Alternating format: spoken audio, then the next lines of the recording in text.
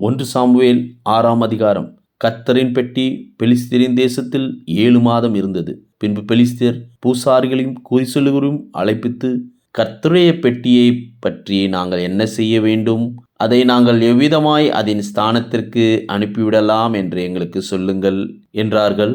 அதற்கு அவர்கள், இஸ்ரவேலின் தேவனுடைய பெட்டியை நீங்கள் அனுப்பினால் அதை வெறுமையாய் அனுப்பாமல் குற்ற நிவாரண காணிக்கையை எவ்விதத்திலும் அவருக்கு செலுத்த வேண்டும். அப்போது நீங்கள் சொஸ்தமடைகிறதும் அல்லாமல் அவருடைய கை உங்களை விடாதிருந்த முகாந்திரம் என்னதென்று உங்களுக்கு தெரிய வரும் என்றார்கள். அதற்கு அவர்கள், குற்ற நிவாரண காணிக்கையாக நாங்கள் அவருக்கு என்னத்தை செலுத்த வேண்டும் என்று கேட்டதற்கு அவர்கள், உங்கள் எல்லோருக்கும் உங்கள் அதிபதிகளுக்கும் ஒரே வாதை உண்டானபடியால் பெலிஸ்தருடைய அதிகாரிகளின் இலக்கத்திற்கு சரியாக மூலவியாதியின் சாயலானபடி செய்த 5 பொன் சுரூபங்களும் பொன்னினால் செய்த 5 சுண்டலிகளும் செலுத்த வேண்டும். ஆகையால் உங்கள் மூலவியாதியின் சாயலான சுரூபங்களையும் உங்கள் தேசத்தை கெடுத்து போட்ட சுண்டலிகளின் சாயலான சுரூபங்களையும் நீங்கள் உண்டு பண்ணி இஸ்ரவேலின் தேவனுக்கு மகிமையை செலுத்துங்கள். அப்போது ஒருவேளை உங்கள் மேலும் உங்கள் தேவர்கள் மேலும் உங்கள் தேசத்தின் மேலும் இறங்கியிருக்கிற அவருடைய கை உங்களை விட்டு விலகும். எகிப்தியரும் பார்வோனும் தங்கள் இருதயத்தை கடினப்படுத்தினது போல நீங்கள் உங்கள் இருதயத்தை கடினப்படுத்துவானேன். அவர்களை அவர் தீங்காய் வாதித்த பின்பு ஜனங்களை அவர்கள் அனுப்பிவிட்டதும் அவர்கள் போய்விட்டதும் இல்லையோ? இப்போதும் நீங்கள் ஒரு புது வண்டியை செய்து நுகம் பூட்டப்படாதிருக்கிற 2 கறவை பசுக்களை பிடித்து அவைகளை வண்டியிலே கட்டி அவைகளின் கன்று குட்டிகளை அவைகளுக்கு பின்னாக போக விடாமல் வீட்டிலே கொண்டு வந்து விட்டு கர்த்தருடைய பெட்டியை எடுத்து அதை வண்டியின் மேல் வைத்து நீங்கள் குற்ற நிவாரண காணிக்கையாக அவருக்கு செலுத்தும் பொன் உருப்படிகளை அதன் பக்கத்தில் ஒரு சிறிய பெட்டியிலே வைத்து அதை அனுப்பிவிடுங்கள்.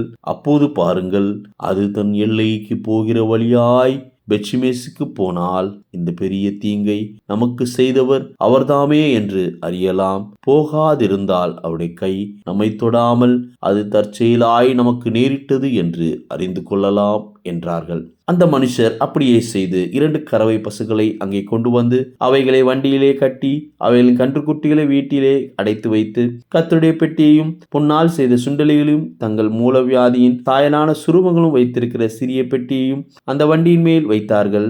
அப்போது அந்த பசுக்கள் பெத்ஷிமேசுக்கு போகிற வழியிலே செம்மையாக போய் வலது இடது பக்கமாய் விலகாமல் பெரும்பாதையான நேர்வழியாக கூப்பிட்டு கொண்டே நடந்தது. பெலிஸ்தரின் அதிபதிகள் பெத்ஷிமேசின் எல்லை மட்டும் அவைகளின் பிறகே போனார்கள். பெத்ஷிமேசின் மனுஷர் பள்ளத்தாக்கிலே கோதுமை அறுத்து கொண்டிருந்தார்கள். அவர்கள் தங்கள் கண்களை ஏறெடுக்கும் போது பெட்டியை கண்டு அதை கண்டதினால் சந்தோஷப்பட்டார்கள். அந்த வண்டியில் பெத்ஷிமேஸ் ஊரானாகிய யோசுவாவின் வயலில் வந்து அங்கே நின்றது. அங்கே ஒரு பெரிய கல் இருந்தது. அப்போது வண்டியின் மரங்களை பிளந்து பசுக்களை கர்த்தருக்கு சர்வாங்க தகன பலியாக செலுத்தினார்கள். லேவியர் கர்த்தருடைய பெட்டியையும் அதனோடு இருந்த பொன் உருப்படிகளையும் சிறிய பெட்டியும் இறக்கி அந்த பெரிய கல்லின் மேல் வைத்தார்கள். பெத்ஷிமேசின் மனுஷர் அன்றைய தினம் கர்த்தருக்கு சர்வாங்க தகன பலியை செலுத்தி பலிகளை இட்டார்கள். பெலிஸ்தரின் 5 அதிபதிகளும் இவையிலே கண்டு அன்றைய தினம் எக்ரோனுக்கு திரும்பி போனார்கள். பெலிஸ்தியர் குற்ற நிவாரணத்துக்காக கர்த்தருக்கு செலுத்தின மூலவியாதியின் சாயலான பொன் சுரூபங்கள் அஸ்தோத்துக்காக ஒன்றும், காசாவுக்காக ஒன்றும், அஸ்கலேனுக்காக ஒன்றும், காத்துக்காக ஒன்றும், எக்ரோனுக்காக ஒன்றும், பொன்னால் செய்த சுண்டலிகளோ என்றால் அரணான பட்டணங்கள் துவங்கி நாட்டில் உள்ள கிராமங்கள் மட்டும் கர்த்தருடைய பெட்டியை வைத்த பெரிய கல் இருக்கிற ஆபேல் மட்டும் 5 அதிபதிகளுக்கும் ஆதீனமாயிருக்கிற பெலிஸ்தருடைய சகல ஊர்களின் இலக்கத்திற்கு சரியாயிருந்தது. அந்த கல் இந்நாள் வரைக்கும் பெத்ஷிமேஸ் ஊராகிய யோசுவாவின் வயலில் இருக்கிறது. ஆனாலும் பெத்ஷிமேசின் மனுஷர் கர்த்தருடைய பெட்டிக்குள் பார்த்தபடியினால் கர்த்தர் ஜனங்களின் 50,070 பேரை அடித்தார். அப்போது கர்த்தர் ஜனங்களை பெரிய சங்காரமாக அடித்தது நிமித்தம் ஜனங்கள் துக்கித்து கொண்டிருந்தார்கள். இந்த பரிசுத்தமான தேவனாகிய கர்த்தருக்கு முன்பாக நிற்கிறவன் யார்? பெட்டி நம்மிடத்திலிருந்து யாரிடத்துக்கு போகும் என்று பெத்ஷிமேசின் மனுஷர் சொல்லி கீரியாத் யாரிமின் குடிகளுக்கு ஆட்களை அனுப்பி பெலிஸ்தியர் கர்த்தரின் பெட்டியை திருப்பி அனுப்பினார்கள். நீங்கள் வந்து அதை உங்களிடத்துக்கு எடுத்துக்கொண்டு போங்கள் என்று சொன்னார்கள்.